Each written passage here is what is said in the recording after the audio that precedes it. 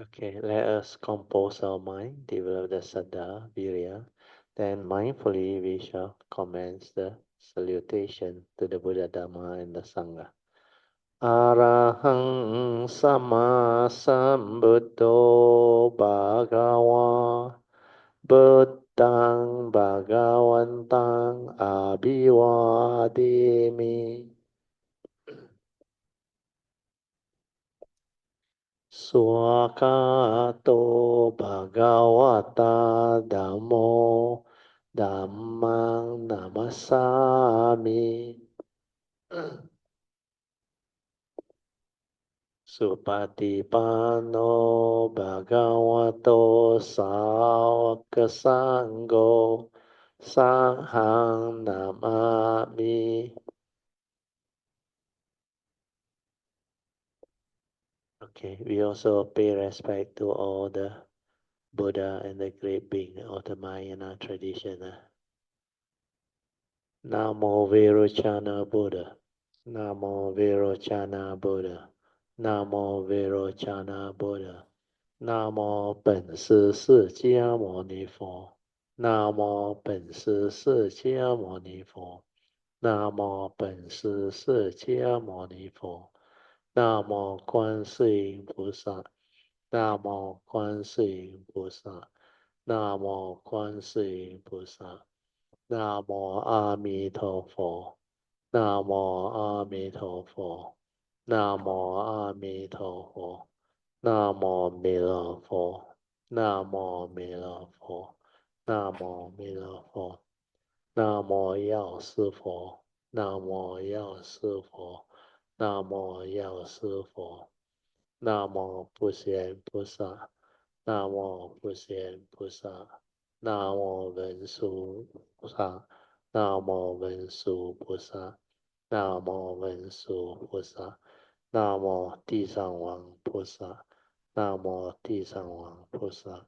南无地藏王菩萨。南无佛菩萨。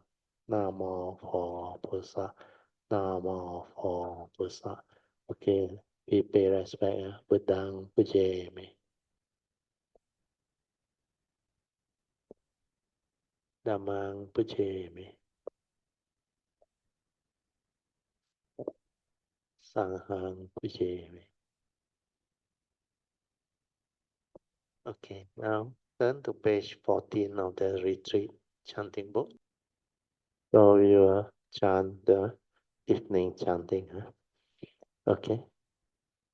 To the Blessed One, the Lord, who fully attained perfect enlightenment, to the teaching which he expounded so well, and to the Blessed One's disciples who have practiced well, to this, the Buddha, the Dhamma, and the Sangha, we render with offerings our rightful homage. It is well for us that the Blessed One, having attained liberation, still had compassion for later generations. May these simple offerings be accepted for our long-lasting benefit and for the happiness it gives us. The Lord, the perfectly enlightened and blessed One, I render homage to the Buddha, the Blessed One. The teaching so completely explained by him, I bow to the Dhamma. The Blessed One's disciples who have practiced well, I bow to the Sangha. Now let us pay preliminary homage to the Buddha. Homage to him, the Blessed One, the Worthy One, the fully enlightened One. Homage to him, the Blessed One, the Worthy One, the fully enlightened One. Homage to him, the Blessed One, the Worthy One, the fully enlightened One. Now let us chant the recollection of the Buddha. A good word of the Blessed One's reputation has spread as follows.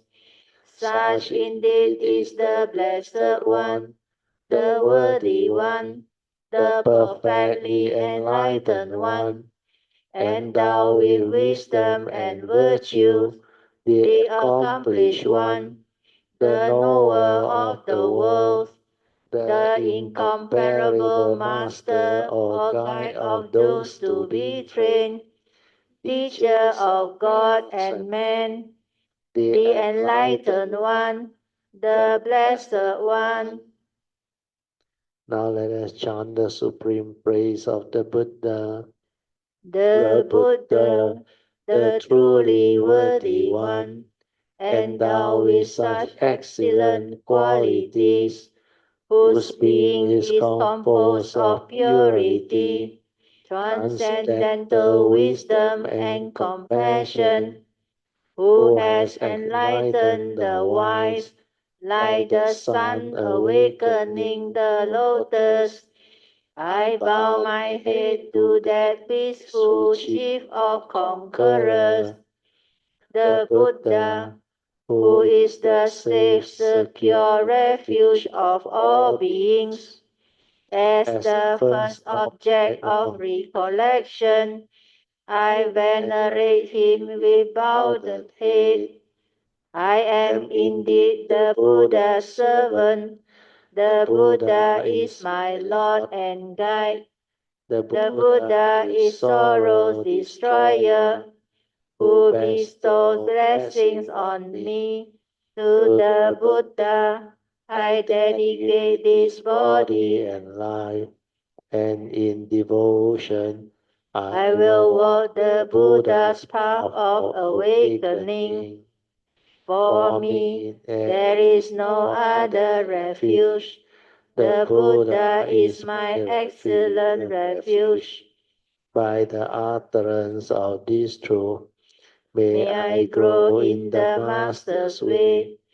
By my devotion to the Buddha and the blessings of this practice, by its power, may all obstacles be overcome. Bow by body, speech, or mind, for whatever wrong action I have committed towards the Buddha. May my acknowledgement of fault be accepted, that in the future there may be restraint regarding the Buddha. Now let us chant in praise of the Dhamma. Well expounded is the Dhamma of the Blessed One, can be realized in the here and the now, beyond time, beyond thought, inviting investigation, onward leading to the heart, Nibbana, can be understood by the wise each for themselves. Now let us chant the supreme praise of the Dhamma. It is excellent because it is well expounded, and it can be divided into path and fruits, practice and liberation. The Dhamma holds those who uphold it from falling into delusion. I revere the excellent teaching, that which removes darkness, the Dhamma, which is the supreme secure refuge of all beings. As the second object of recollection, I venerate it with bowed head. I am indeed the Dhamma's servant. The Dhamma is my Lord and guide. The Dhamma is sorrow's destroyer, and it bestows blessings on me. To the Dhamma I dedicate this body and life, and in devotion I will walk this excellent way of truth. For me, there is no other refuge. The Dhamma is my excellent refuge. By the utterance of this truth, may I grow in the Master's way. By this devotion to the Dhamma and the blessings of this practice, By His power, may all obstacles be overcome. Power. By body, speech, or mind, for whatever wrong action I have committed towards the Dhamma, may my acknowledgement of fault be accepted, that in the future there may be restraint regarding the Dhamma. Now let us chant the recollection of the Sangha. Of good conduct is the order of the disciples of the Blessed One. Of upright conduct is the order of the disciples of the Blessed One. Of wise conduct is the order of the disciples of the Blessed One. Of dutiful conduct is the order of the disciples of the Blessed One. This order of the Blessed One disciples, namely the four pairs of persons, the 8 types of individuals, is worthy of offerings, is worthy of hospitality, is worthy of gifts, is worthy of reverential salutation, is an incomparable field of merits to the world. Now let us chant the supreme praise of the Sangha. Born of the Dhamma, that Sangha which has practiced well, the field of the Sangha, formed of 8 kinds of noble beings, guided in body and mind by excellent morality and virtues. I revere that assembly of noble beings, perfected in purity. The Sangha, which is the supreme secure refuge of all beings, as the third object of recollection, I venerate it with bowed head. I am indeed the Sangha's servant. The Sangha is my Lord and guide. The Sangha is sorrow's destroyer, and it bestows blessings on me. To the Sangha I dedicate this body and life, and in devotion I will walk the well-practiced way of the Sangha. For me, there is no other refuge. The Sangha is my excellent refuge. By the utterance of this truth, may I grow in the Master's way. By my devotion to the Sangha and the blessing of this practice, by its power, may all obstacles be overcome. My Body, speech, or mind, for whatever wrong actions I have committed towards the Sangha, may my acknowledgement of fault be accepted, that in the future there may be restraint regarding the Sangha.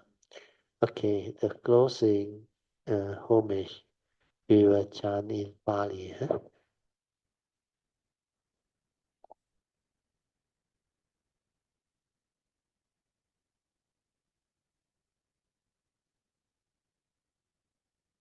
Arahang Sama Sambuddho Bhagava Buddhang Bhagavantang Abhivademi Swakato Bhagavata Dhammo Dhammang Namasami Supatipano Bhagavato Sangho Sanghang Namami. Okay, you all can be seated.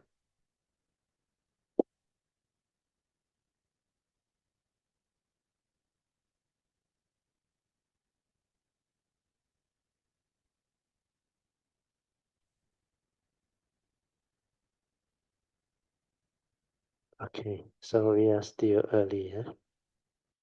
Okay, we can have our 30 minutes of sitting meditation to stabilize our mindfulness and samadhi. Yeah? So I will set the alarm. So try it out. Huh?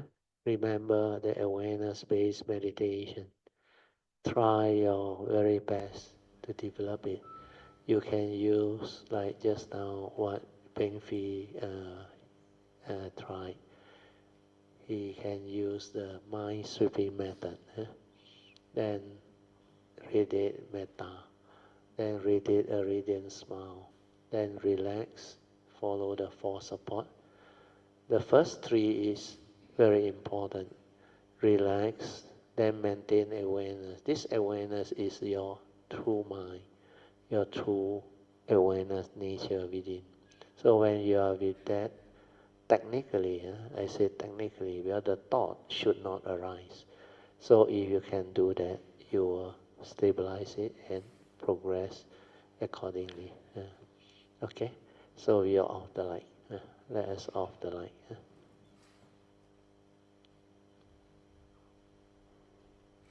Thank you. Mm.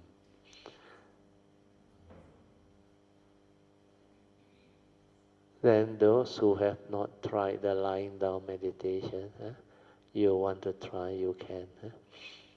It is relatively not so like difficult compared to sitting, especially if you have developed certain advanced age. For people who have hit 60 and above, I think it's not easy for you all to sit in the cross-legged posture. So you can either lean against a wall and relax and silence your mind, or sit on a stool or any of the bench back there, or you can lie down if you have cushion.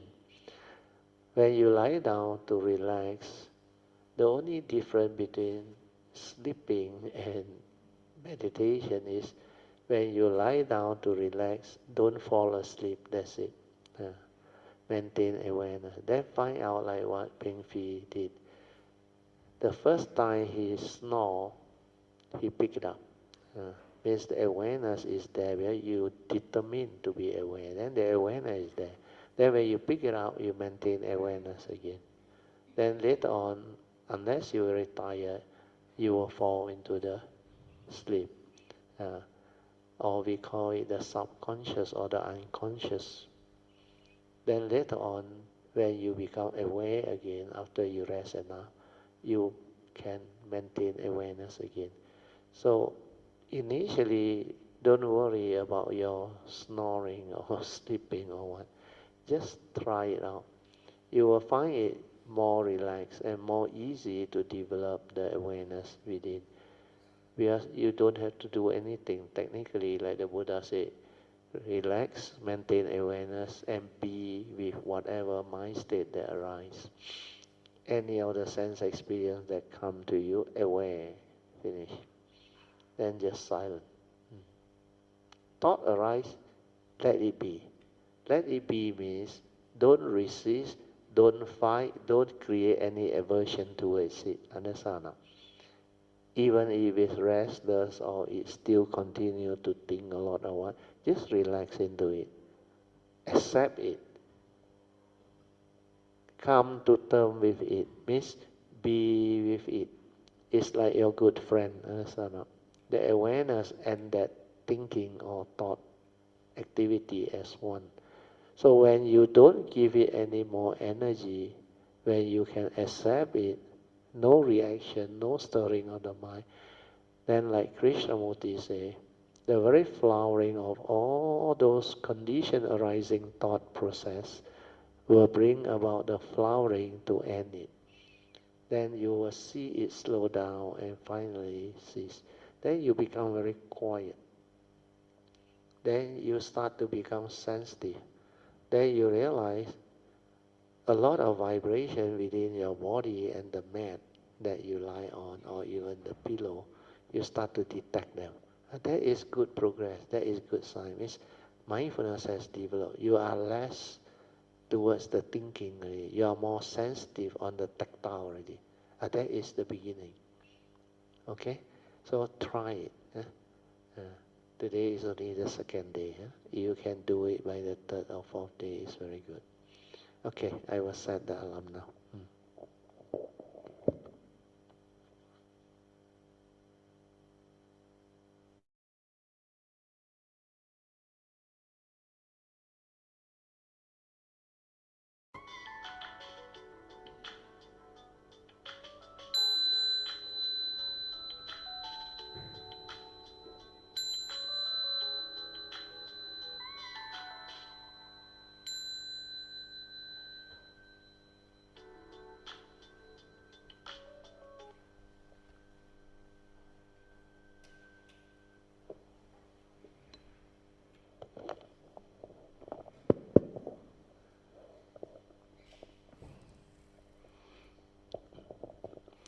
Okay. So a very good evening to all, brothers and sisters in the Dhamma. So now we continue our day 2 evening session.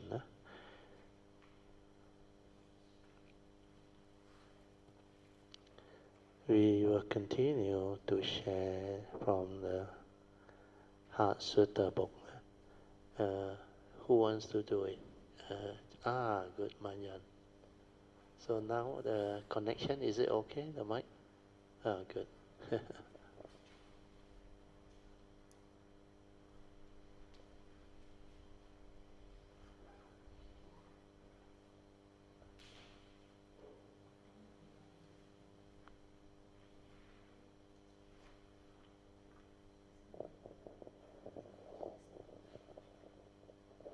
Page 65. Oh, 64, sorry. Yeah, 64, sorry. 11 Heart Sutra class, Part 1, Recapitulation and emphasis on the previous lesson. 1.1, True Suchness or Ruru Putong. Our true mind or essence of mind is always there. True Suchness or Ruru Putong in Mandarin. This is the reason why you cannot practice mindfulness or sati, and you cannot try to be mindful because the trying and the practicing or noting and doing etc. are always by the thought. If one does not understand this true principle of the true mind, i.e. the essence of mind is already there, and we don't have to do anything to be mindful, because the moment you are silent with inner awareness, you are already naturally mindful and heedful, and you will be able to see things as they are naturally, to understand the truth and the reality arising within the moment. For if we do not stir the mind or cause it to arise the thinking via our heedlessness or conditionings born of wrong views, then our mind will be quiet and silent without thought. Then it can be aware of this essence of mind, which is the natural state of silent inner awareness before the knowing. Hence, mindfulness or sati, which is the silent inner awareness, will automatically shine forth from the nature within, because man can only do one thing at a time. Either you are silent and aware within your nature or essence of mind, or You are lost in thought and is preoccupied with your activities of mind or thinking and reacting, etc. Just like the analogy of the sun is always there and its rays ever shining. But when the clouds are there, its rays cannot shine through. So, similarly, your thoughts, your various emotions and reactions or steering of the mind are like clouds obscuring your true nature or true mind from shining forth, hence your inability to see things as they are, via the direct seeing with your silent true mind. According to the Sutta on dependent origination as taught by the Buddha, the first three links are Avijja Panchaya Sankara, then Sankara Panchaya Vinayan, Pachya. Pachya. Pachya. Pachya Vinayan, i.e., dependent on ignorance, arises Sankara or mental thinking or activities. Then, okay, never mind. I think this topic is very important. I will go through one more time for you all. If you can understand this, you will understand your true mind, your true nature. Then you know how to meditate. And you will know how to apply this understanding to help you stabilize your awareness nature. Okay, I read again. True suchness or Ru Putong. So in Mahayana teaching, you heard a lot about this word, Zhou Putong. What is Zhou? Zhou life for means the Buddha, which is suchness or Tathata, the Tathagata. So true suchness is Ru Putong. Why is it called suchness? But it's a nature, awareness nature, our true nature, pure. And this one doesn't move like what Hui Ning came to realize. He told the fifth patriarch, how amazing that this nature of ours is already perfect. And all Dhamma arise from there. Then this Dhamma is unmoving. That's why Zhu Putong, no stirring, no movement, nothing. It's just the awareness nature. It's like the sun. It just shine forth, finish. Then whether you know how to tap that sun's ray or energy and use it, or you allow it to be obscure and go to waste, it's up to you. When there is no sun or no awareness nature, it's like you are in darkness. You don't have the sensitivity to be aware, and you cannot see things as they are. And without that nature, you cannot actually develop understanding of the teaching. But this is the nature that is the basis for awareness, leading to heedfulness. So like the Buddha explained under Dhammapada verse 21, heedfulness is the path to the deathless, whereas heedlessness is the path to the dead.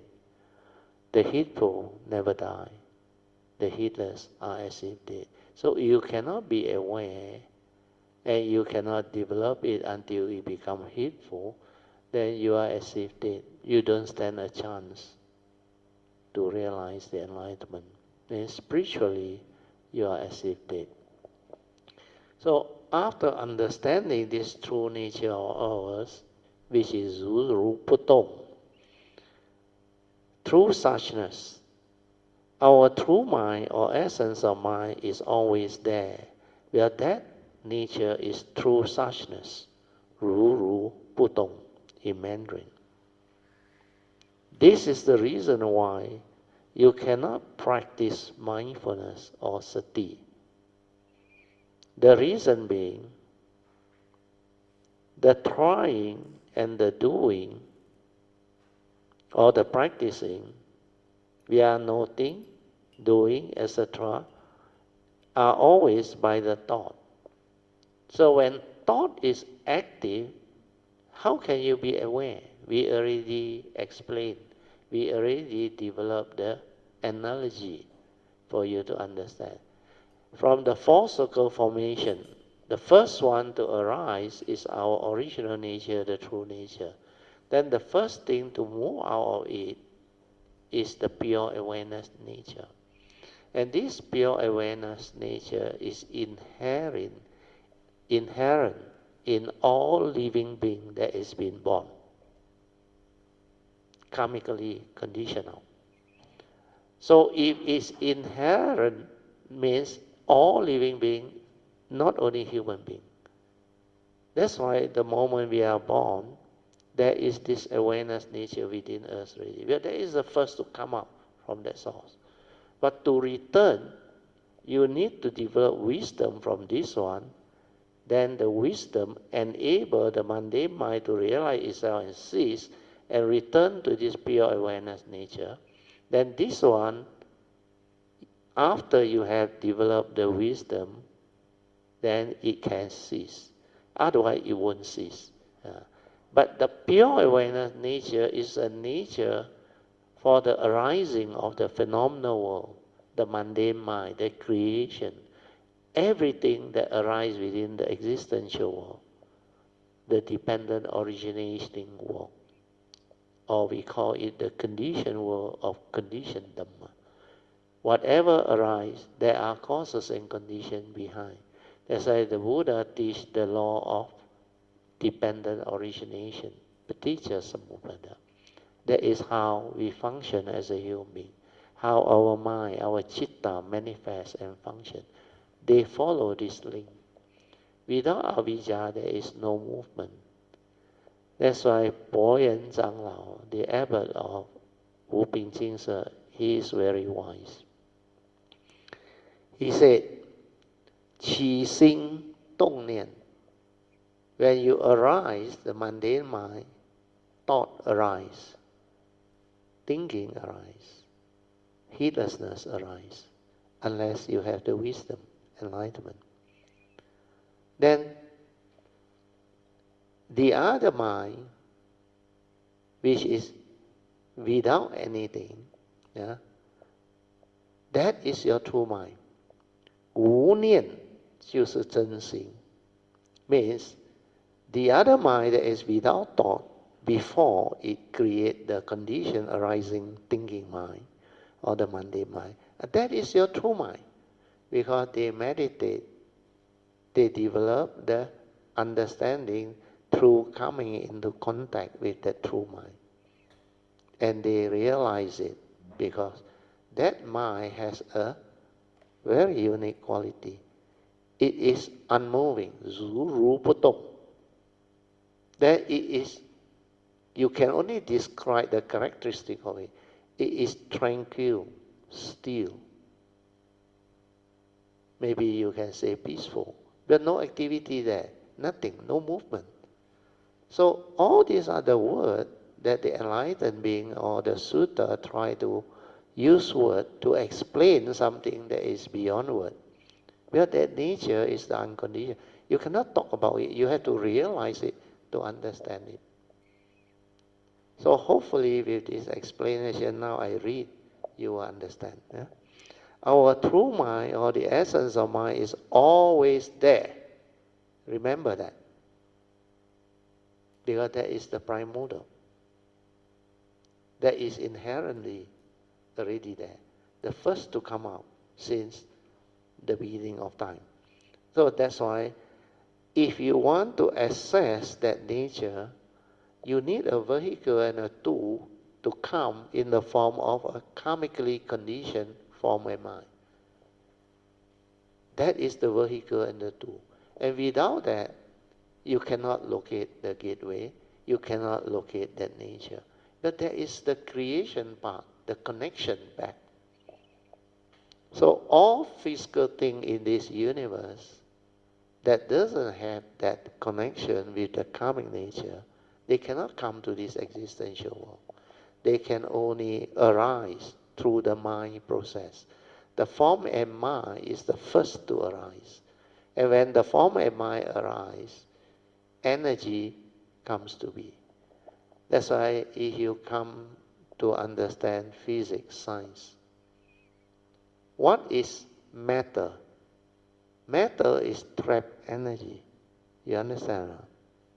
That's why Einstein realized the formula E equals to mc squared.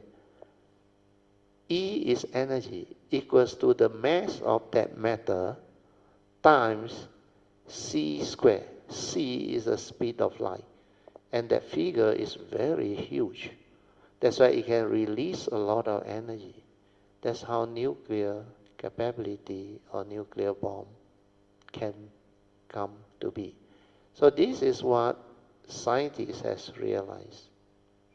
So trapped energy is what matter is all about. So if the beginning of thought, like the Buddha said, don't try to understand creation, he said. Inconceivable is the beginning of the first thought of ignorance that condition living being to fall through the karmic process until what they are now. So that one, unless you are the Samasa Buddha, is inconceivable. So what happened is the Surangama Sutta described this. He said, initially, there was nothing. There was just that nature. Yeah. Then how did the first thought of ignorance arise? They call it what they call primordial mind, means the original mind. That one somehow, through nature's condition, is yet entangled and stirred. Then it conditions something out. We call it the first thought of ignorance. That's why the Buddha said, inconceivable is the beginning of the first thought that conditions living being into what it is. And from that first thought, which is very, very primitive, very elementary, it becomes more and more sophisticated, until it develops energy, then it takes form. That's why the five aggregate come to be. Then through the karmic process, it creates further. Then in the Surangama Sutta, he says, the initial first thought that is being conditioned, that one becomes the knower. Understand? The knower becomes the traveler in space and time. That is how the egoic mind arises. And from that ego, it solidifies, it crystallizes into matter, form and mind. Initially translucent and all those things. Then it becomes more and more dense. That's how human being, living being. Then later on, all the planets, everything, the universe, well, all these are energy. Even the scientists come out with all the theory, or some are hypotheses of the beginning of time. They always postulate very lightly now. The most popularly accepted is the Big Bang. Understand? Everything started with the Big Bang. We are now through the not only the Hubble telescope. Now they got the what is the name of the latest telescope? White one. WEBB. Weber or what? Anyway, that is the latest one. That can see a lot further. And they can see the beginning of time. Means the universe when it happened at the very beginning. Of course, they say at the very beginning also, maybe a few hundred light years away, understand? Or after the Big Bang, they say. Because all the images that they receive actually can match what they understand based on the hypothesis that they have. If it's an expanding universe, yeah, this thing will happen. And because light takes a long time to travel, you remember? If it's 1 light year, you know how far is that distance or not? The speed of light is 168,000 miles per second. How fast is that? very fast. Understand?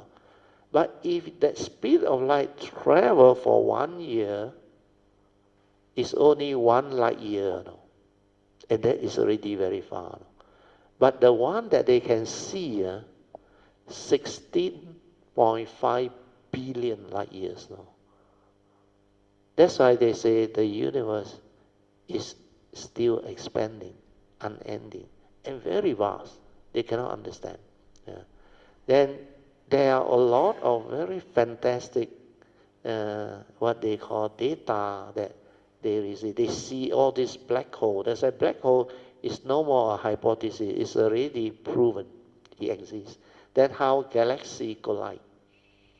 Do you know in our Milky Way alone, our this so-called Milky Way is not a universe yet. No? You know how many sun is there? No? 400 billion sun inside the Milky Way. And the Milky Way is just a small part of the entire universe. No?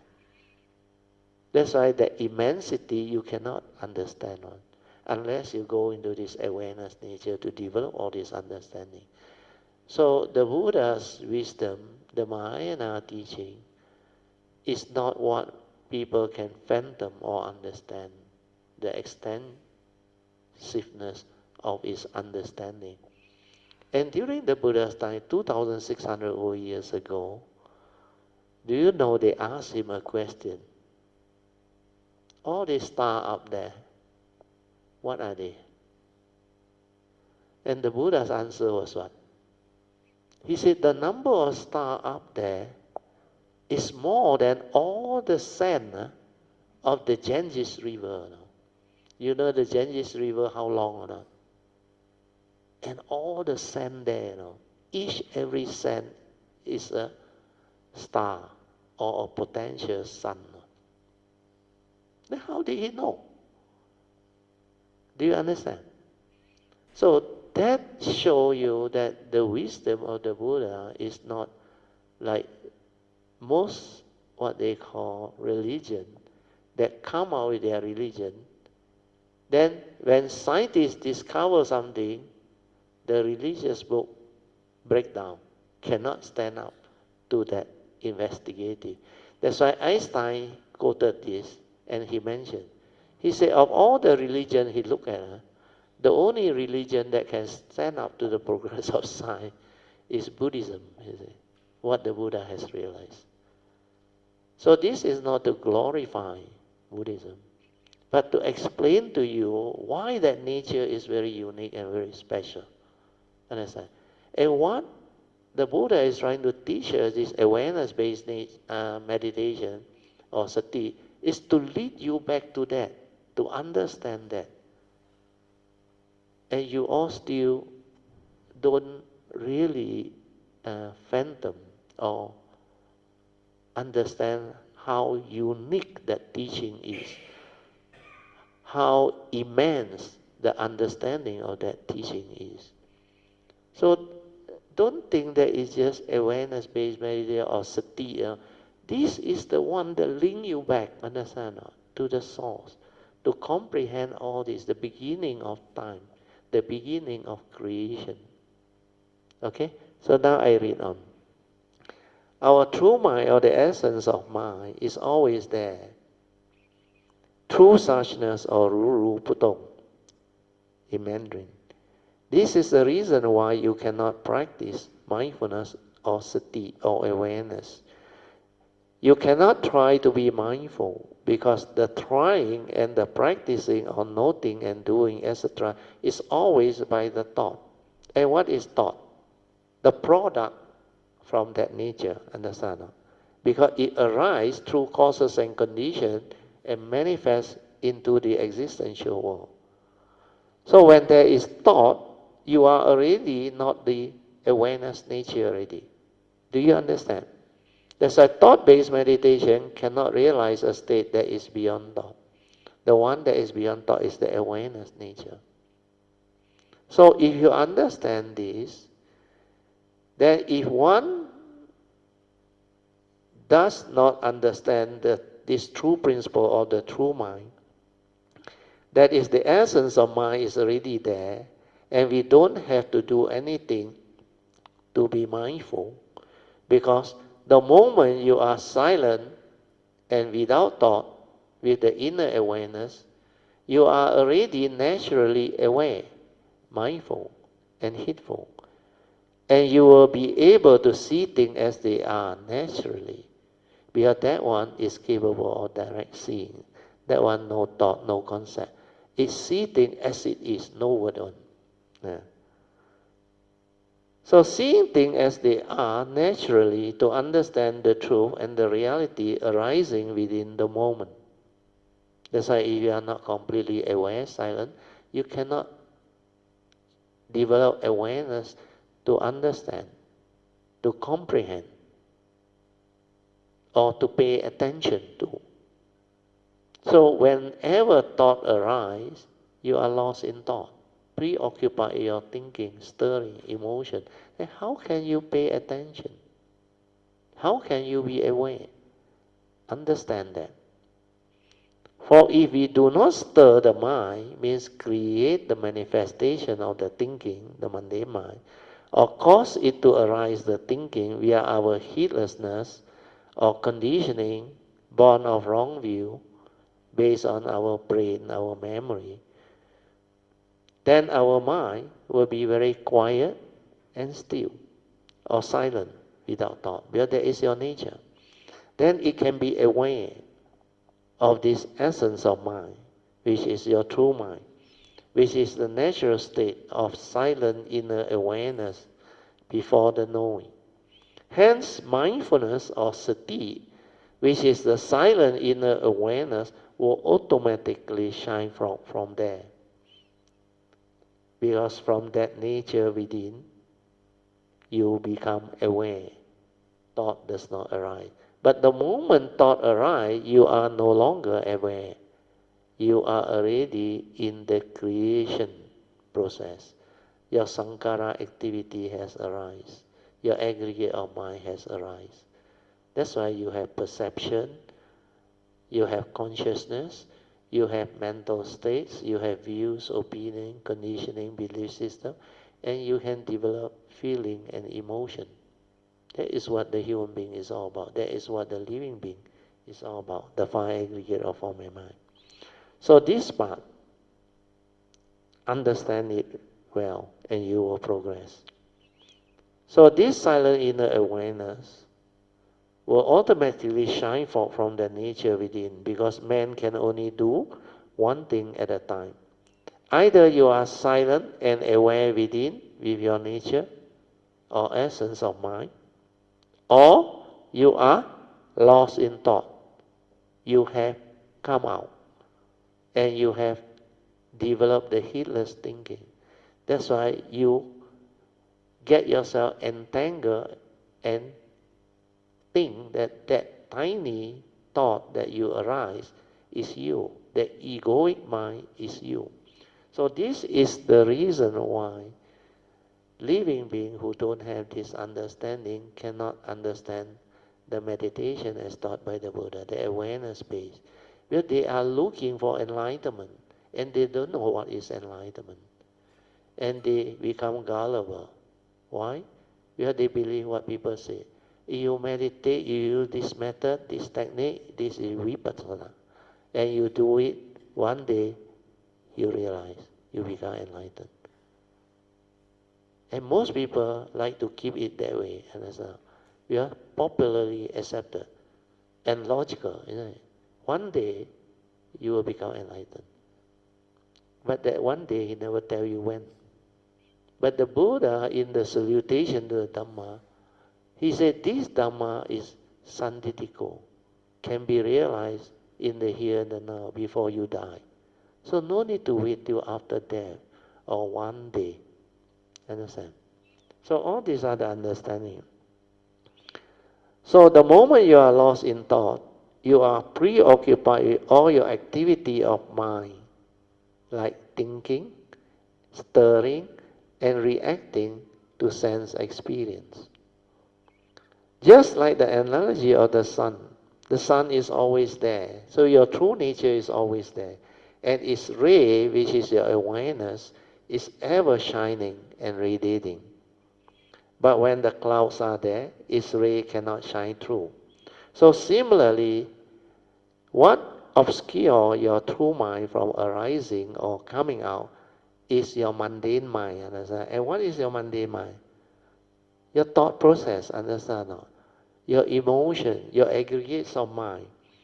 So your various thought process or thought, your various emotion and reaction or stirring of the mind are like cloud obscuring your true nature or true mind from shining forth the awareness. Hence your inability to see things as they are via the direct seeing with your silent mind or true mind. Go back and read through this. Contemplate, reflect, silence your mind and understanding. The moment you understand this, I guarantee you enlightenment. If you understand, you cannot do too bad. Which means you don't understand. Understand? If you understand, you sure can do it. True or not? Yeah? So, one paragraph only, although quite long, 3/4 page. Worth the effort, huh? To give it a try or not? If you penetrate your home, then I read on. According to the Sutra on dependent origination of Paticca Samuppada, as taught by the Buddha, the first three links are Avijja Paccaya Sankhara. What is Avijja? Ignorant. Because of ignorance, you create Sankhara activity. And what is Sankhara activity? The content of consciousness, which is your thought. So dependent on ignorance, the Buddha says, you arise the Sankhara activity, which is mental activity, mental thinking. The reason being, due to ignorance, you want to know, you want to understand. So what you do? The teacher in the school, you want to understand, you want to know, go back and think about it. He always tell you to do that. So what is thinking? Thinking is going to the memory, understand? Where this is your brain.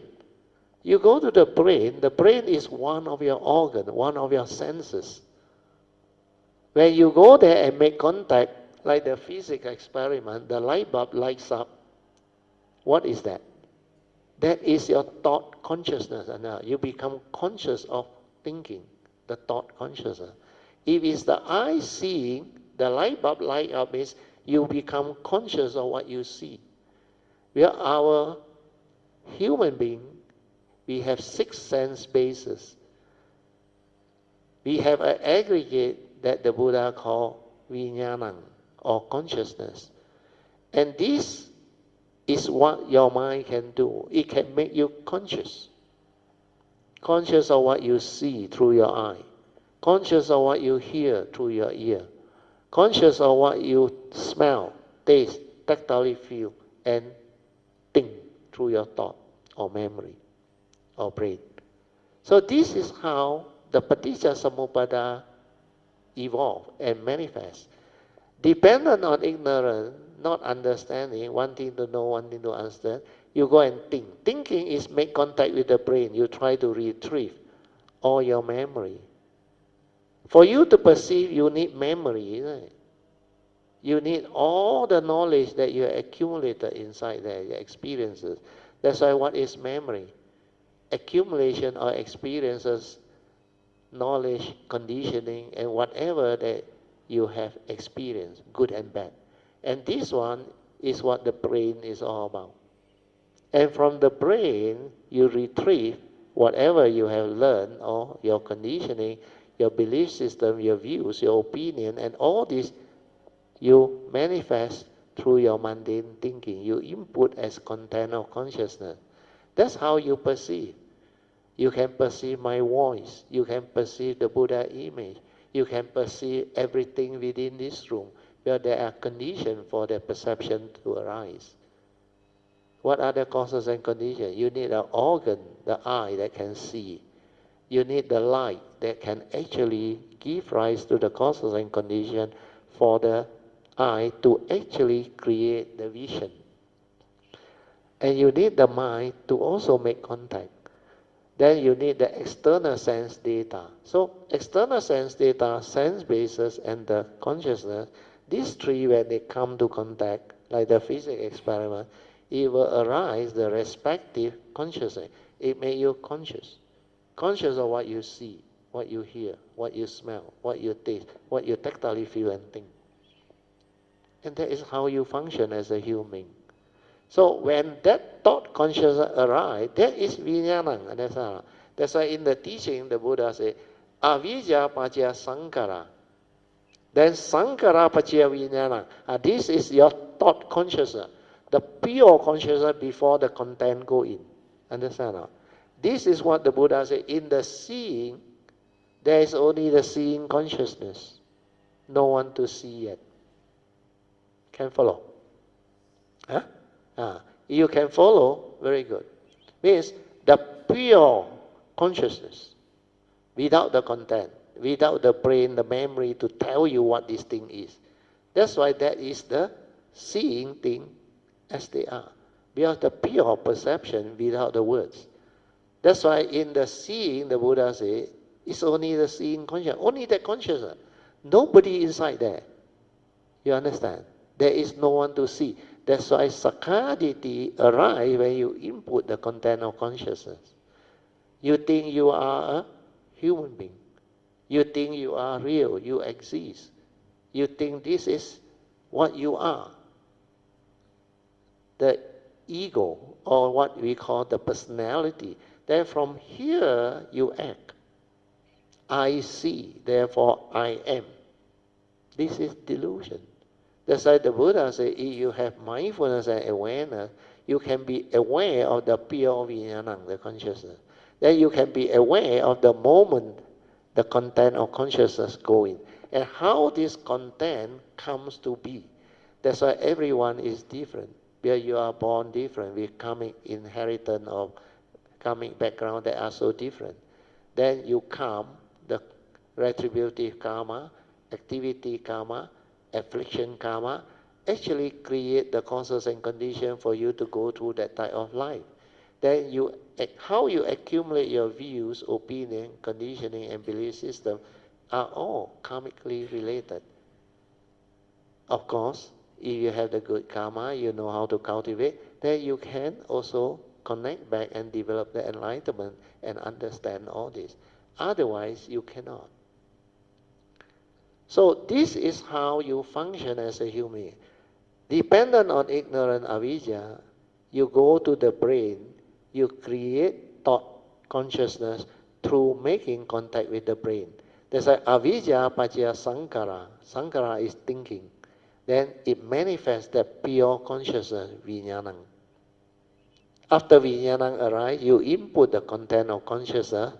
That is the second aspect of the five aggregate of form and mind. That's why that form and mind, nama ru, is the thought itself.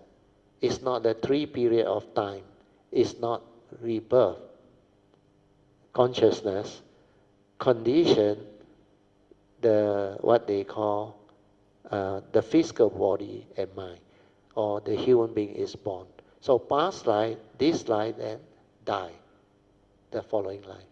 No, the paticca samuppada is every moment, every instant. So after this link develop into what we call form and mind. Oh, I didn't finish the whole paticca samuppada here. Oh, okay, never mind. I think I only work on the first 4 links.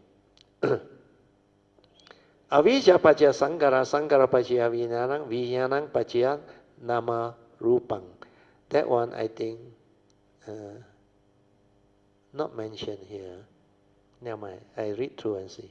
So dependent on ignorance arises sankara, activity or mental thinking. Then dependent on mental thinking or mental activity arises the mind or mental consciousness, which is vijnana. This is just the pure consciousness or awareness before the knowing, or the perception, the pure perception. Yeah. So before the knowing means no perception, no labeling, no concept, no word, nothing. That is, there is no one to see or to perceive, means objective seeing, understand or not? The other type is what? Subjective seeing. There is a subject, I see. Objective means there is no subject. This is what Krishnamurti meant by the observer is the observed. Yeah? Bingfi, now you understand. The observer is the observed, understand or not? But it's not separate. So when you have the subject as the observer, then you think the observer and the thing you observe is different. Who is the observer?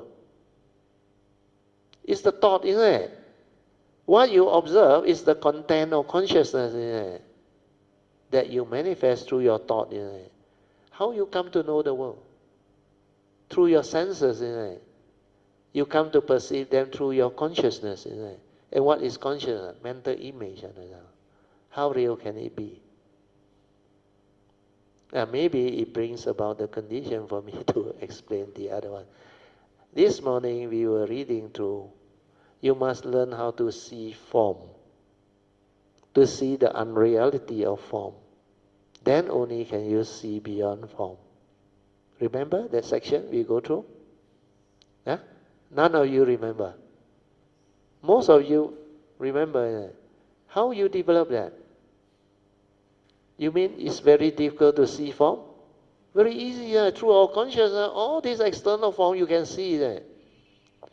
But to see the unreality of form, can you do it? Yeah? That is where the difficulty is. That is where sati is needed. I ask you, all these external form, the table, my vase, this cup, all this paper, book, everything. Is it real? Of course you see real lah. But you can touch, you can feel, and can even see, color, shape, and form, everything there. Why you say not real? The reason why it's not real is because form is dependent originating, understand? Condition arising, causal phenomena, not what you think. So the unreality of form means what? Form is impermanent. Why? Because it's dependent originating. I ask you now a question. All these things that I described, including the whole building, how did it arise? Yeah? You mean God create? You definitely know it's not God created.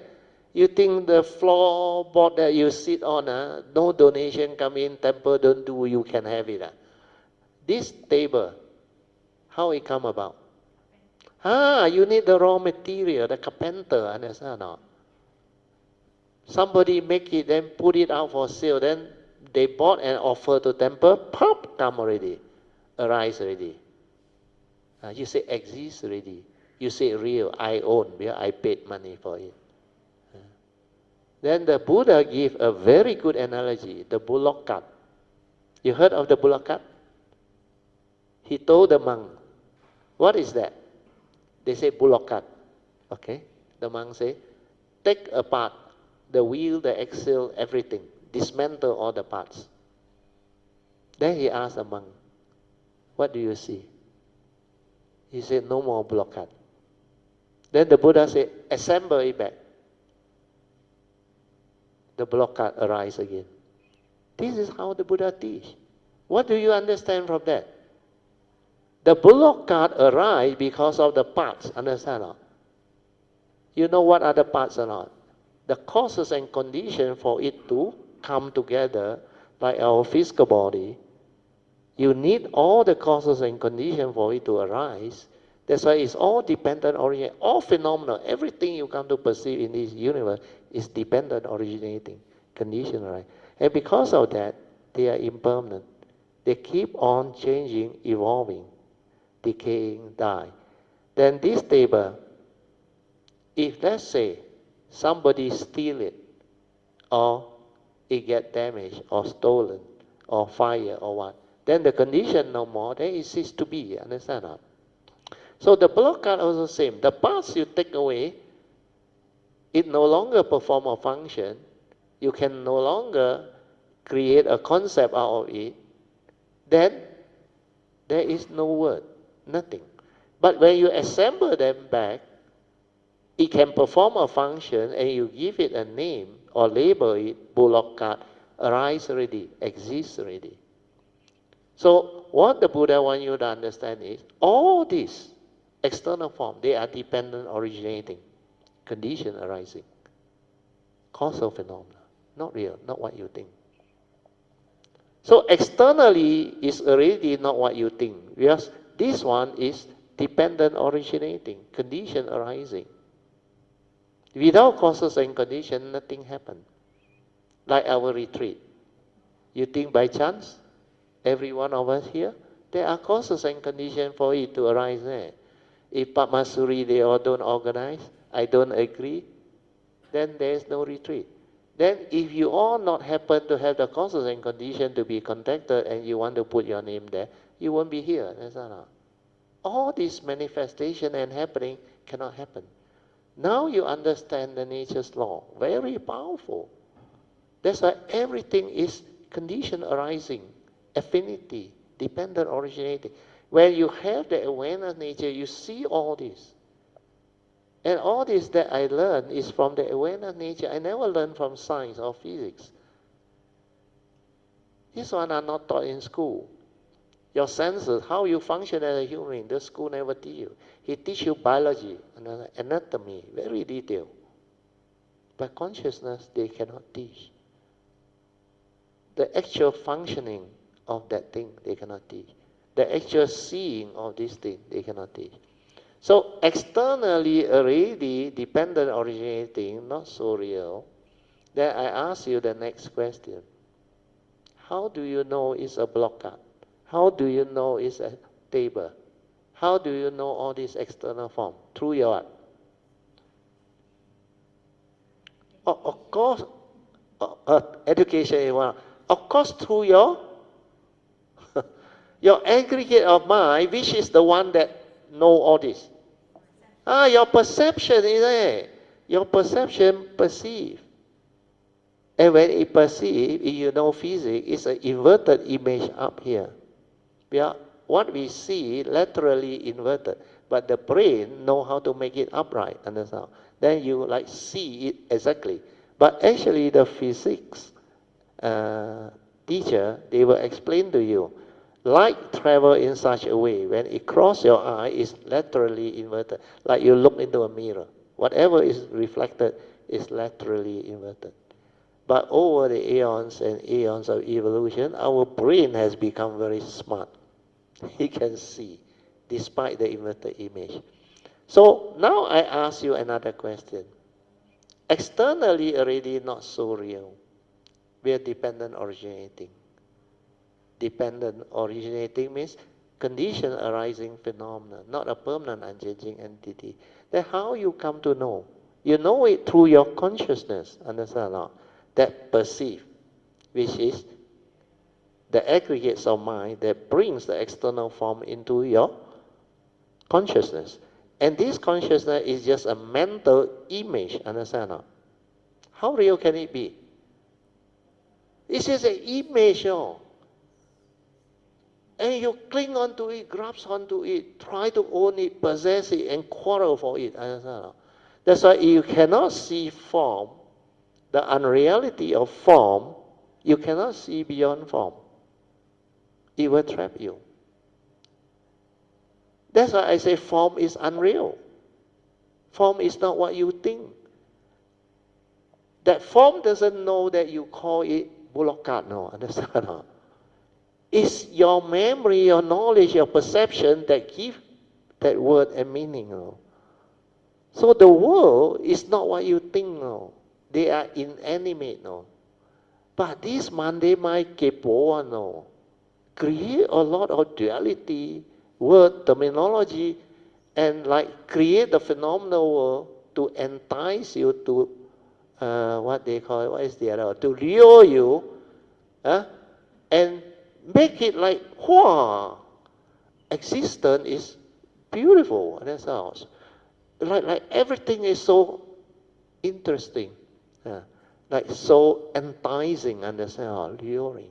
Especially now, Soo Yee, wait, I finish this part first. There is a word, I hope I can remember.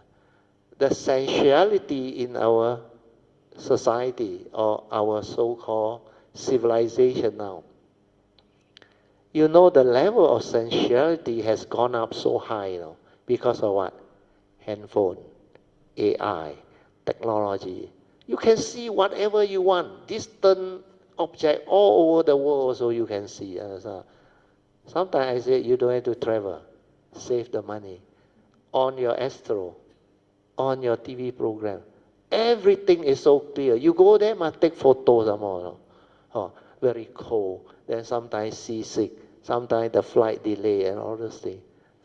Then you suffer. Some people actually, as you age, when you go for this long trip, actually it's not easy. And a lot of people suffer. So what I'm trying to explain to you is when you have the awareness to see all this, the unreality of it, then you will know how to understand life and live life. And you will not be deceived by it. And yet, you can make use of it. Understand? Like this for my mind. Not me, but related to me karmically. I need to have the understanding to perform my duty. I cannot simply do things. Otherwise, the law of karma hit back. So all this understanding is very important. I let Soo Yee share. It's pertaining to the Bullock card example. I have to admit, the first time I came across this analogy in the Buddha Dharma, I couldn't appreciate it because my mind looked at it like you put it together as a Bullock card, you take it apart, it's materials to make a Bullock card. So it's still a Bullock card in my brain. So I then fast forward many years later, now I see the process. The people that took it apart means the thing is so fragile. Everything we see, it just takes one screw loose and the whole thing falls apart.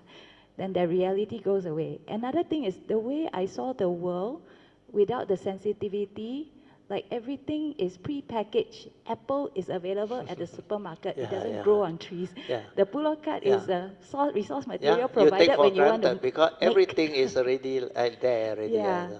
So I saw a vast difference in the way I perceive things. It's a lot healthier with the Buddha Dharma, I must say. That's my sharing. That's why she starts to realize this after she decides to come back. She realized for something to happen, a lot of causes and conditions must arise, then only it happen or no. That's why she realized whatever happened, you cannot blame anybody. There are causes and conditions behind. So he used the word very good. Even the Buddha also never used. We need to embrace everything that arises or happen. It's like my teacher. Only mighty nature rolling by. But she put it in a better way. We need to embrace everything that arises and happen. But this is the reality.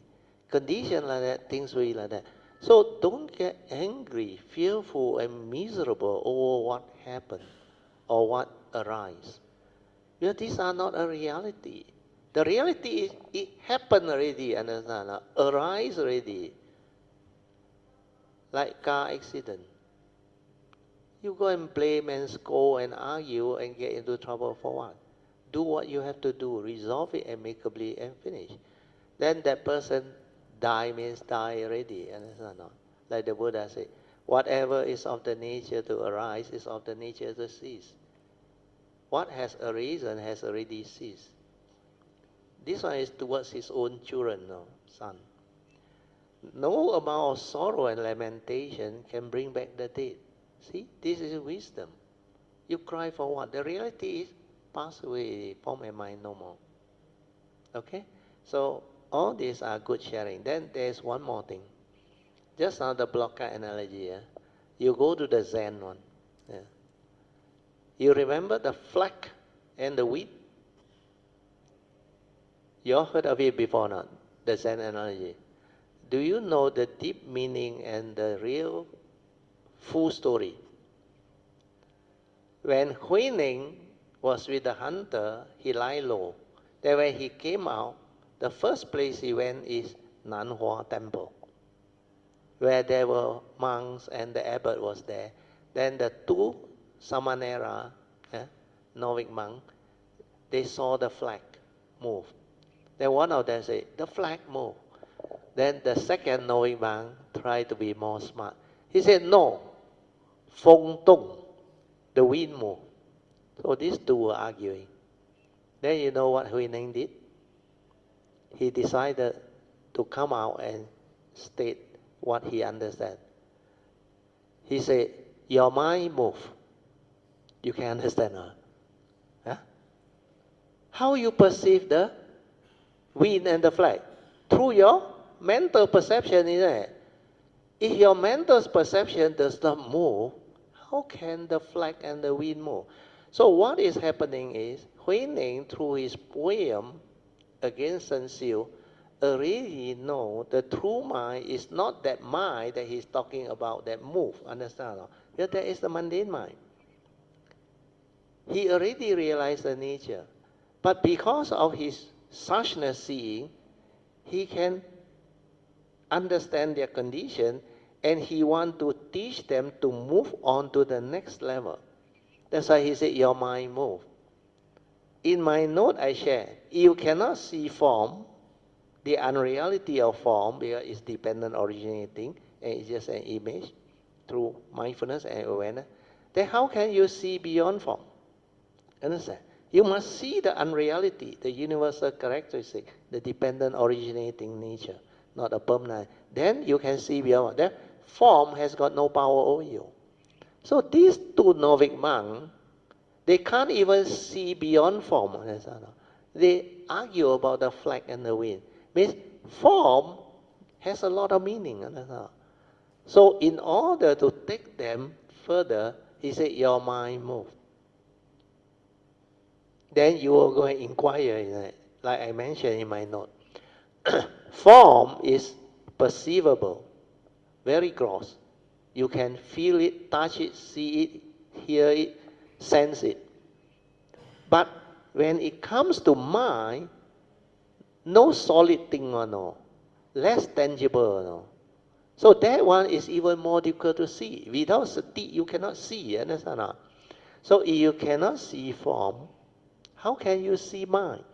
That's why you are not a cultivator of the way. You cannot understand.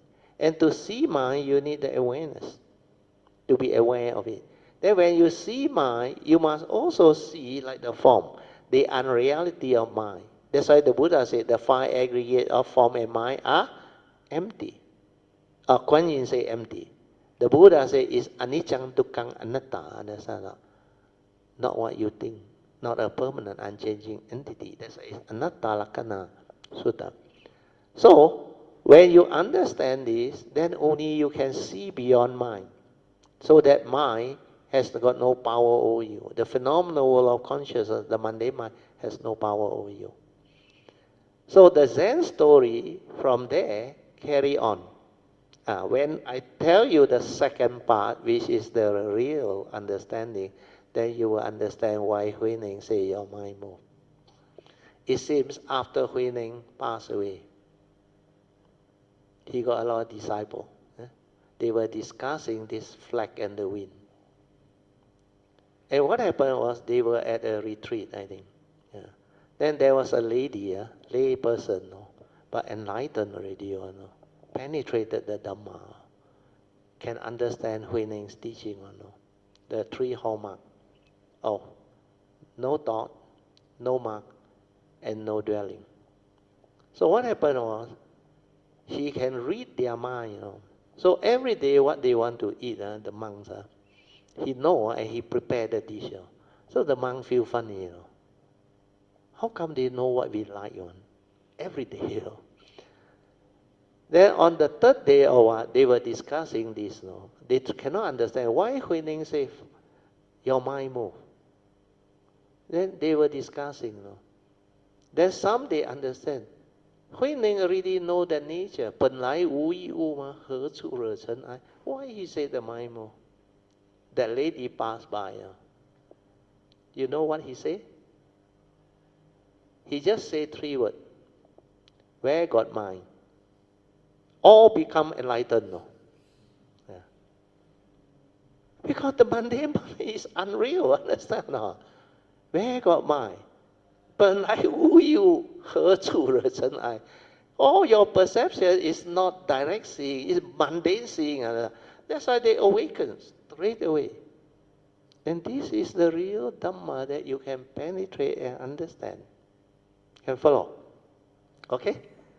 Sadhu, sadhu, sadhu. So I will read on, then hopefully you can develop more understanding. That's why this section is very important. Okay, just now I was on page 65. Okay. Objective seeing, yes. As the true sati is without the observer, here is what J. Krishnamurti came to realize also. There is only an awareness of the phenomena or the impersonal process of dependent origination. No subject behind. No subjective seeing. Only objective seeing. Arising from that pure awareness nature. Or the essence of mind, which is the unconditioned and without thought, which is part of the egoic mind. Or, as per what the Buddha had often said, in the seeing, there is only the seeing consciousness, and there is no one to see, like the physics experiment, where they are all conditions arising naturally. Like the physics experiment, you need God to create that light or not? No need, isn't it? When the condition is there, you on the switch, everything in working condition, it lights up. So these are natural causes and conditions, and causal phenomena.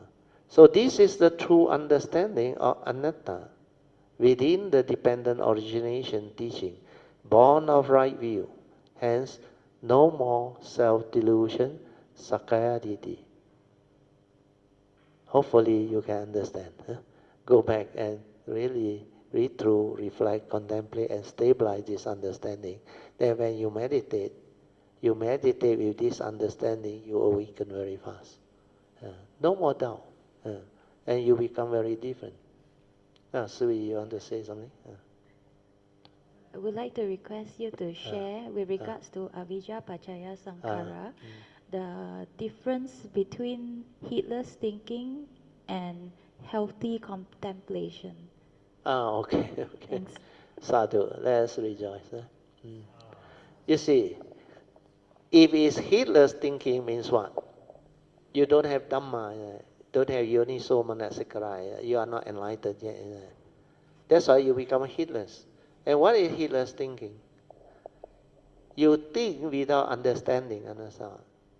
You don't understand the Dhamma behind, the right view that governs law of karma, that governs life and existence.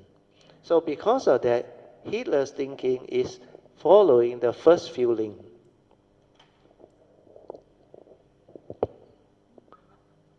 Never mind, I can still write here. So avijja is ignorant. Paccaya sankhara. So the unenlightened one, the Putujana who don't have the Dhamma understanding, this link is very active. Understand? This one is very active. Avijja paccaya sankhara, non-stop. That's why you think a lot, you realize that. And when you think a lot, it becomes habitual. And it develops what?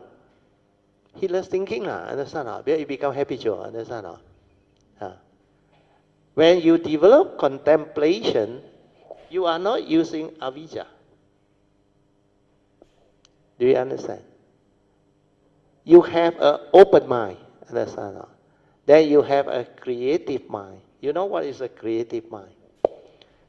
Contemplation means there is some form of thinking, but slow, not heedless and fast thinking, understand? Means you cannot control on the thought, keep order arising and passing, arising and passing. But contemplation means you can be in a setting where it's very conducive and it makes you very peaceful, very calm. It's just like a lot of talented people, musicians, poets. When they are in a tranquil setting that is suitable for them, they have this creative mind that can allow them to come out with good music. Understand? Very good poem. Uh, you all know the famous Su Tong Bo. You know what is the tranquil setting for him or not? When he is drinking. When he drink, he got a lot of, normally you think drink, drunk, no clarity. This guy can drink or no. And when he drink, he got a lot of clarity. And that stimulates his creativity. That's why he can, inside that state, all the poem just come out. You think this life, past life he has been doing all this. You think Jie Gong, Jie Gong is who? Qi Gong. And what he do? He also take dog meat, drink, understand? But he is an enlightened being, understand? So all this, you cannot see externally and come to conclusion, cannot. So what happened is, to have the creativity, you must be in a tranquil setting that is very conducive. Yeah.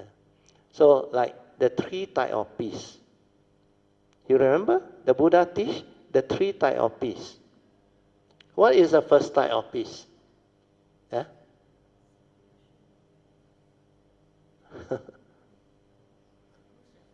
Seclusion. The Pali word is what? No, viveka is, what viveka? There's a word before it.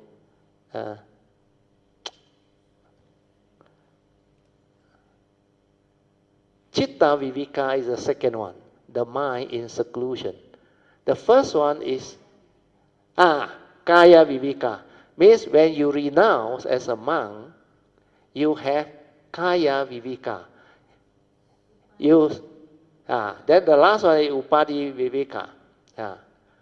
You see, these are the type of peace. When you go to a tranquil setting, means when you renounce, you go to the temple, you give up all your relationship with your whatever, parent and all. So you only have the requisite of the monk, simple life. Then you seclude from the materialistic world, understand? So that tranquil setting bring about a type of peace. Like you come here, if you know how to silence your mind, meditate, you become very peaceful, very fast, very tranquil. Then no need to work, nothing disturb you. So that type of peace is the first type, called kaya viveka. So those poets and talented musicians or talented people, they go to this type of setting is to develop kaya viveka. Understand now? Ingbi, can you help me write the word down? Kaya viveka, chitta viveka, and upadi viveka. Here.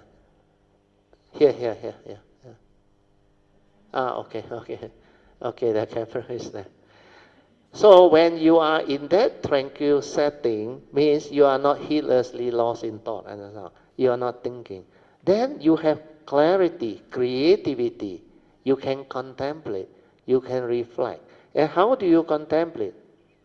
The second turning of the Four Noble Truths that the Buddha teach. What did he teach you? The Four Noble Truths, he said, under the second turning, he give you important pointer and emphasis. This first noble truth of dukkha is to be understood. That is the pointer. Then from there, you inquire, you contemplate. How can I understand this?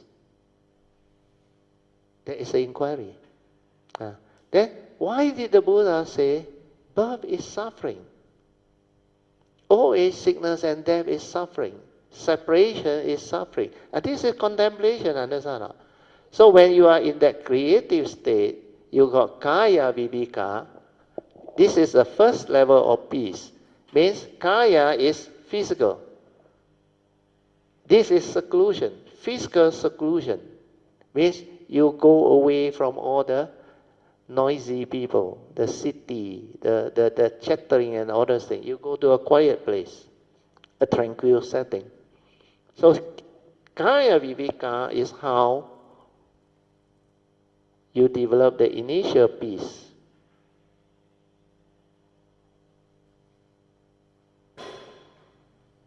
Born of physical seclusion.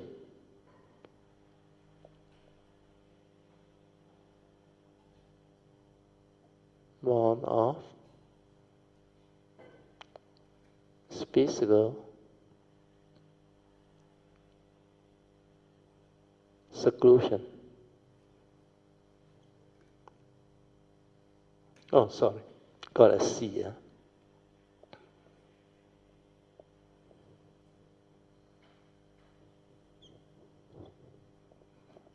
So when you are in that state, you contemplate, you reflect. Then when you contemplate and reflect, you call to mind. When you inquire why is birth suffering, then you recall to mind the birth process. Understand? You may not be a lady, but you can also, through your knowledge, or if you have a wife who delivered before, you can also know and understand many things. Right? So you recall. Yeah. Then you will know, really, birth is suffering. Why? When they conceive, yeah, that 9 to 10 months before delivery, which is birth, you think the wife or the mother didn't suffer. Those who went through, they know. Morning sickness, check up, your physical become out of shape. You have to buy new clothing to wear and all of that. Then that birth process is really suffering. Like that case, Angulimala, you remember? Abnormal birth. And nowadays very common, no, I was told. Oh, Soo Yee told me, the classmate doctor, she told her, no, cesarean very common. Because they are not like my mother's time. My mother can give birth to 9 or 10. No need cesarean, nothing. All very natural. And he worked until last day, until bladder burst, only he go hospital. Huh? Yeah, the water bag, sorry. not the bladder, the water bag. I think the lady will know. When you become pregnant, you have a bag inside there. So that one burst. And my mother can wait until that time, and she alone go on, trishaw, no taxi, at that time. They are tough. Because my mother worked from 4:30 or 5 a.m. until 9 p.m. No rest on. Then next morning, wake up early, prepare everything.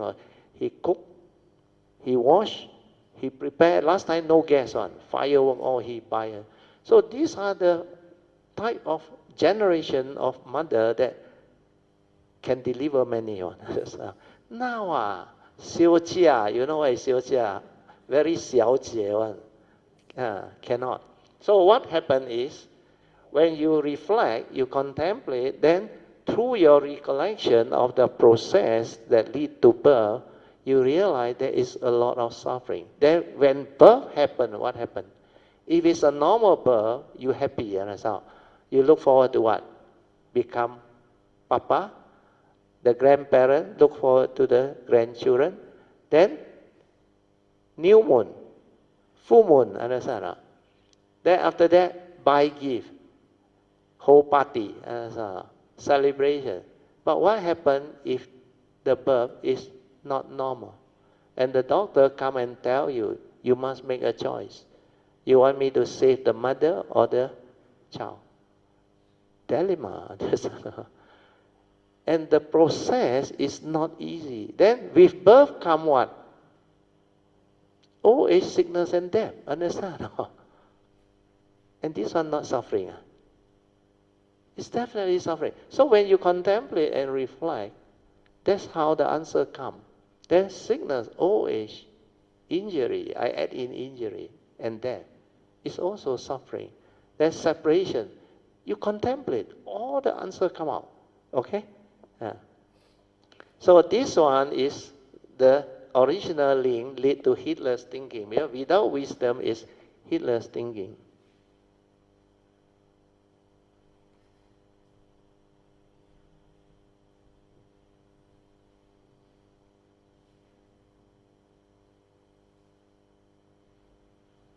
Because before you have the wisdom, avijja is always there.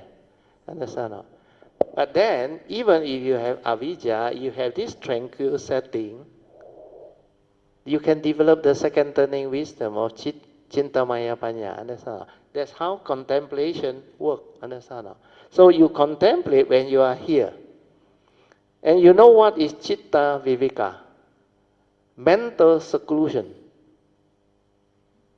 When you are in your awareness nature, you seclude your mind and stay inside there. Understand? That's why this one very calm, very peaceful, very tranquil. Understand? But the one that do jhana also same. They seclude their mind inside in jhana, in one-pointedness. They don't want to come out. They build up energy field. And also Chitta Viveka. But this one is what the Buddha wants you to realize. Upadi Viveka. This is not mental seclusion, no. This one is seclusion based on wisdom, no. When you have the wisdom, that's why the Buddha is not the Buddha if he's only peaceful when he's at a tranquil setting or in the monastery, understand?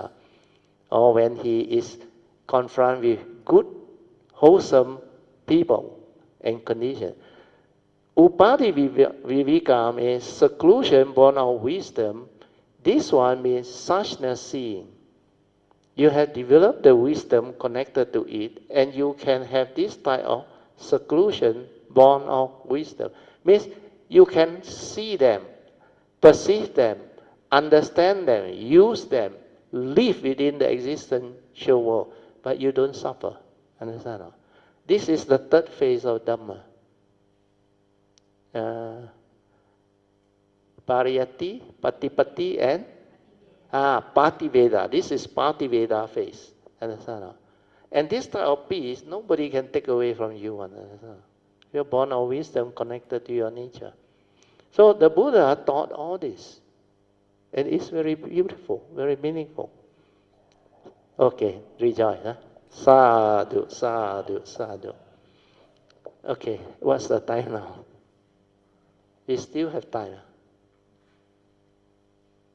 Oh, we still got, no, 9:15, yeah. Supposed to end at 9:15, yeah. Yeah, 9:15, another 20 minutes. Huh? Okay, good.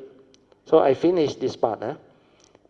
It is delusion that conditions the living being to cling and grasp onto the five aggregate of form and mind, or the mundane mind. And this is the main cause of one's suffering. And because of the first two links of Paticca Samuppada, dependent origination, the law of dependent origination, avijja paccaya sankhara, every moment of consciousness, you will think and stir your mind. Because there is avijja, understand? That's why the link doesn't end. Avijja paccaya sankhara, sankhara paccaya vijnana, vijnana paccaya nama rupa. And dependent on that nama rupa, the thought, there must be sense basis. That's why nama rupa paccaya salayatana, sense basis. That sense basis salayatana, dependent on that, arises contact. Understand? Passat. Then dependent on contact arises what? Feeling. Then craving, grasping. Then the whole mass of suffering, of becoming, sorry. Then the whole mass of suffering. That's how you suffer. That's how the Paticca Samuppada move. And that one is not a single dimension one. Understand? It's multi-dimension. When you understand, when you have sati, mindfulness, you see it very clearly. Okay? So I read on. Avijja paccaya sankhara means every moment of consciousness, you will think and stir your mind because of your ignorance. Because after you input your content of consciousness, your views, opinion, conditioning, belief system, habitual tendency cause you to stir your mind. That condition your habitual tendency to think the wrong thought. And this is how one becomes heedless. So it is heedless thinking. The whole Paticca. Actually, at the fourth link, it starts already. Understand? At the Namarupang there, you input the content, the whole thing starts already. So all this is how you understand clearly how you function as a human being. Then you will come to understand clearly who are you, what are you. Then when you have this understanding, self-knowledge, definitely you know how to understand life and live life. Understand not? When you know who are you, what are you, you will not be deceived by the scarcity anymore. Yeah? You don't grasp onto this 5 agree or form a mind anymore. You know this is karmically conditioned out. A vehicle and a tool for you to come to this existential world. And to come to this, you need the karmic nature to actually create the form and mind. Then only you can from here use it to cultivate, live life, fulfill your vow, and do whatever you want. And this is the entire understanding of life. And I call this the secret of life. And when you understand the secret of life, you know how to live. That's why the Heart Sutta manifests that understanding. True emptiness, after you realize true emptiness, is wonderful existence. 真空妙有. Can follow? That one is very beautiful. I think this time around we are going in deeper, clearer also. Previous round we also go into all this. But I think this round the condition and understanding of Kanyamitta is better. That's why I can explain deeper and I can go in with more detail. And you think easy to come out with this short note? This 2 paragraphs, no. The whole understanding is there. No? You think I copy? It's from my sharing, my thought. They give me the pointer, I edit it and make it like that. And that was 2012. That's why I say, since the beginning, they invite me to come out until now, I teach the same thing, except in more depth. Because over different period, with different conditions, different participants, the Dhamma depend on condition. Understand? That is like what the Buddha said, whatever arises, there are causes and conditions behind. If there is not, because of all these causes and conditions, this Dhamma cannot come out. Well, I cannot choose, understand? No? Without condition, nothing happens. Understand? No? And everything that arises, there are causes and conditions behind. So there are karmic behind. Otherwise, this thing cannot happen. Your good karma, understand? No? To have this condition. Everyone is born of their karma, heir to their karma conditions. And you are what you are because of karma. So you must understand this clearly. Then thank your good nature that you have such condition to receive such teaching. That's why I say this window, the golden window, don't ever let it slip by. Understand? Otherwise, I tell you, you will regret until no more tears. 苦到没有眼泪是叫什么苦？yeah, Alicia, very good. 苦不堪言啊。苦到讲不出。Okay, very good, thank you. So if there is no wisdom or yoniso manaskara, which is wisdom at every moment of sense experience, then the mind will be conditioned into craving via the link, vedana, pachya, tanha. Then depending on feeling, craving, condition comes to be. When there is no wisdom or wise attention, yoniso manaskara, at the moment of sense experience, the paticca samappada move. Understand? That's why finally it condition grasping, then becoming, then you take birth. Jati. Then arise the whole mass of suffering. And this is what paticca. And the first time I saw it, I was full of joy. I said, this is what happened to living being. I saw it inside me. And when I had the wisdom, I realized this yoniso manasikara came out and prompt me. Then my mind cannot stir. Then I got more and more space within thought. Because when this understanding is there, thing is just the way it is, living being is just the way they are, condition like that, things will be like that. All this understanding, when they unfold, they are like wisdom. Yoniso manasikara. So at the moment of some sense experience, the Dhamma teaching all come out. Sabbe sankara anicang, sabbe sankara dukkang, sabbe dhamma anatta. Then everything is unreal, dependent originating. That's why the Diamond Sutta, the famous say, 一切有为法，如梦幻泡影，如露亦如电，应作如是观. All this will prompt you. Spontaneously come out. No need to do anything. Then you cannot stir already. Yeah, everything is just the way it is. Not what you think. No more delusion. That's why enlightenment and awakening is not you see light and become enlightened. It's the direct seeing that trigger of the insight or the wisdom. Without wisdom, you cannot free. That's why I always advise Kayamita. Always remember, when you meditate, you must develop wisdom. We are only wisdom free. Not all the fantastic mind state or meditation. She also went through one. All the psychic, special phenomena. But luckily he knew that these are deviant samadhi, defilement of insight, the 10 defilement of insight. So he did not cling and did not attach. But he doesn't know that you cannot actually have a mind that seeks enlightenment. You strive very hard, no use. That's why you appreciate why J. Krishnamurti said this word. You remember? Wherever there is an effort, there is no meditation. Who exerts effort? Huh? The thought is there. The ego is there. But if you don't understand, the Buddhists, pardon me for saying this, they will say, how can the Buddha teach right effort? No. How to talk to this type of people? They quote the Buddha correct now, right effort. 4 right efforts, not 1. But you don't understand.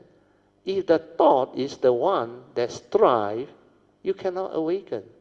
The last advice of the Buddha, apamadena sampadeta. You know what is the meaning? Strive on with, which means what? Without heedfulness, don't strive now. Understand now? Strive on with heedfulness now. You got heedfulness now. Don't have, you go and strive. The thought is striving, understand now? So the meaning is very deep, very penetrating. So before we have the understanding, all this very natural, very normal. But at that point of time, you don't understand. Your mind is like that. You will think like that. And we can see how we grew up. When we are young, our views are different. Our conditioning are different. Our whatever understanding is different. But as we grew up, we accumulate more understanding. I use the word understanding, not more knowledge. More knowledge make you what? Smart, rigid, and also what? Cunning. You got a lot of knowledge, then egoic, understand? That is a natural consequence of a person that don't have wisdom but knowledge. Knowledge binds, the Buddha said. The Mahayana Sutra is very good, the Pure Land teaching. He said got 2 types of obstacles that prevent wisdom. 所知障, you heard of it, huh? 烦恼障. I think Michael, who knows Mandarin? Kong Chai know Mandarin. You will understand that. 所知障 means what? Knowledge bind. Whatever you know, that's why Krishnamurti say, you can maybe confirm. I think Casey, sorry, not Casey, Beng Fi. You know what Krishnamurti say? The most dangerous person in this world is what? The one who say, I know. Understand? No? Why? He said nothing to know. All your knowing comes from what? Your memory, understand? Which is your knowledge, perception. You must have wisdom to understand things. That's why he said the most dangerous person is the one who say, I know. That is 手智障 you know too much. You got knowledge. The other one is what? 烦恼障. When you worry, is it an obstruction? Definitely you are. Why do you worry? You have the evil root of fear, worry, anxiety, sorrow, and lamentation. Otherwise, your mind cannot be restless. That's why they know. When you have 烦恼 means worry, born of fear and anxiety, all those things, or the evil roots are there. That's why it will trigger off what they call obstruction for you to receive truth, where it will hinders your mind from entering the meditative state of inner peace, inner calmness, and inner awareness. So all these teachings are there, but hardly anybody know how to piece them together. You think Krishnamurti teach differently? You think Pure Land teach differently? No, they are the same. Strive on with heedfulness. Don't strive before heedfulness. Understand? And you must know the 5 spiritual faculty. Virya is not effort. Do you know what is virya? Under the Noble Eightfold Power, what is right effort? Ingbi will know. Vayama, sama vayama. He never used the word sama virya. Understand? But virya is not vayama. That's why a lot of English books, the Theravada, they say that virya is right effort. Effort. You all know about it, right? Yeah, they also Sunday school teacher. I think they know. Definitely they know. So hopefully with this clarification, people can understand. Okay? I think we are almost time. Okay. So let us rejoice. Sadhu, sadhu, sadhu. Okay, before we do the closing puja, I think, do you all have anything that you want to do? You want to chant your 大悲咒? I think we chant the great compassionate mantra. 大悲咒, followed by sing Jing. Song? 叫阿松来. You just turn to the end page of your normal chanting book, not the retreat. Then you will have the wordings all there. It's on page 19. You can use mine if you want. Okay. For those who know how to chant, we chant together. Yeah, this is a very good mantra.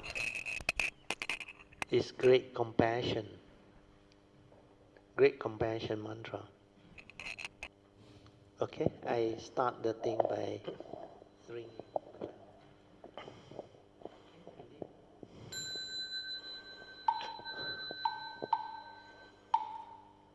Namo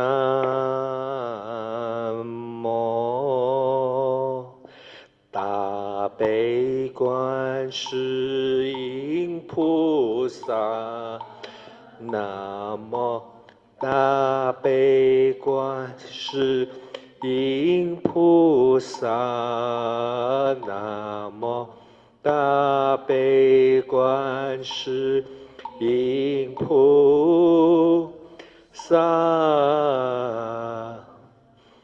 南无何来丹那多来呀耶，南无阿利耶婆卢揭谛是婆拉耶菩提萨埵婆耶摩诃萨埵婆耶摩诃迦如尼迦耶，安萨婆拉法伊，苏丹那丹谢，南无悉吉利多伊蒙阿利耶，婆卢揭谛是佛那楞陀婆，南无那来金持悉利摩诃潘多沙弥婆萨陀欧输恒，尔时云萨婆萨多，南无婆萨多，南无婆揭摩法特豆，但知他安阿婆卢悉，卢迦帝迦罗帝。依悉利摩诃菩提萨埵，萨婆萨婆摩来摩来，摩悉摩悉利多语，居卢居卢羯蒙，嘟噜嘟噜发舍耶帝，摩诃发舍耶帝。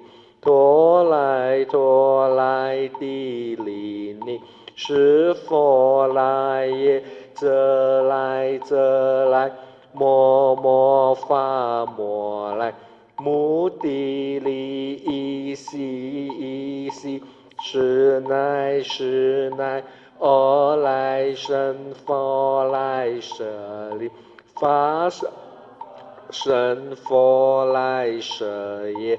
呼噜呼噜摩来，呼噜呼噜悉利，娑来娑来悉利悉利，苏噜苏噜菩提耶菩提耶，摩提耶护陀耶，弥帝利耶那来金持。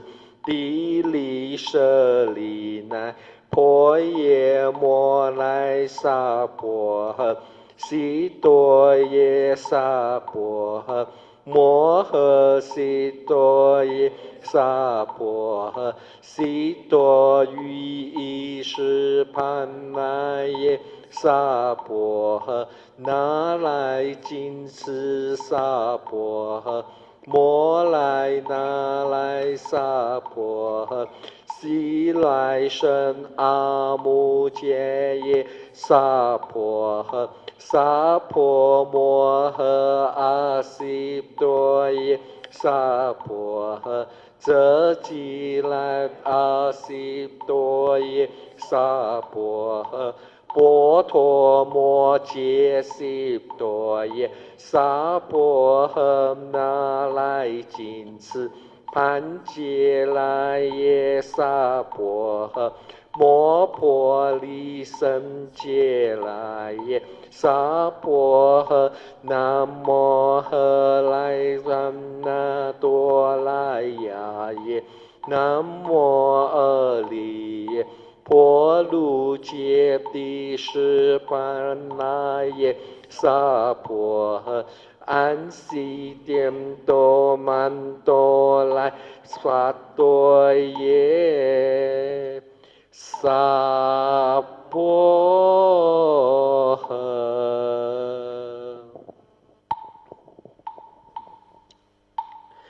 揭谛揭谛般若揭谛般若僧，揭谛菩提萨婆诃。揭谛揭谛般若揭谛般若僧，揭谛菩提萨婆诃。揭谛揭谛般若揭谛般若僧，揭谛菩提萨婆诃。观自在菩萨萨，心生般若蜜多时，照见五蕴皆空，度一切苦厄。舍利子，色不异空，空不异色，色即是空，空即是色。受想行识亦复如是，舍利子，是诸法空相，不生不灭，不垢不净，不增不减。是故空中无色无受想行识，无眼耳鼻舌身意，无色声香味诸法，无眼界乃至无意识界，无明亦无明尽，乃至无老死亦无老死尽，无苦集灭道，无智亦无得亦无所得故，菩提萨埵般若蜜多故，心无挂碍，无挂碍故，无有恐怖。远离颠倒梦想，究竟涅槃，善施主。佛以般若蜜多故得阿耨多罗三藐三菩提故知，般若蜜多是大神咒，是大明咒，是无上咒，无等等咒，能除一切苦，真实不虚。故说般若蜜多咒，即说咒曰：揭谛般若，揭谛般若身，揭谛菩提萨婆诃。揭谛般若，揭谛般若身，揭谛菩提萨婆诃。揭谛般若，揭谛般若身，揭谛菩提萨婆诃。Okay, thank you. Let us rejoice. Sadhu, sadhu, sadhu. Okay, I want to chant one more, the Tiroda one. This one is, I think, for blessing one. Yes. Page 14. Turn to page 14. Blessing and sharing of merits. Then at the same time, towards the end, we will end our puja chanting. The akasata, all those things. Means seeking forgiveness and making aspiration. Page 14, normal chanting book, not the retreat. Normal chanting book. Can you all find it? We follow Ingbi. Pali chanting very good. Sappitiyo vivachantu, sapparogo vinasatu, mate bhavantvantarayo, sukhi dikayuko bhava, bhavatu sabba mangalang, Rakhantu sabba devata Sabba buddhanubhavena Sada soti bhavantu te Bhavatu sabba mangalang Rakhantu sabba devata Sabba dhammanubhavena Sada soti bhavantu te Bhavatu sabba mangalang Rakhantu sabba devata Sabba sanghanubhavena Sada soti bhavantu te Nakatayata bhutanang Papangaha nivarana Parittasanubhavena Hantu te sang upadave Sabbe buddha balapata Pacekananca yang balang Arahantananca tejena Rakhang bandami sabbaso.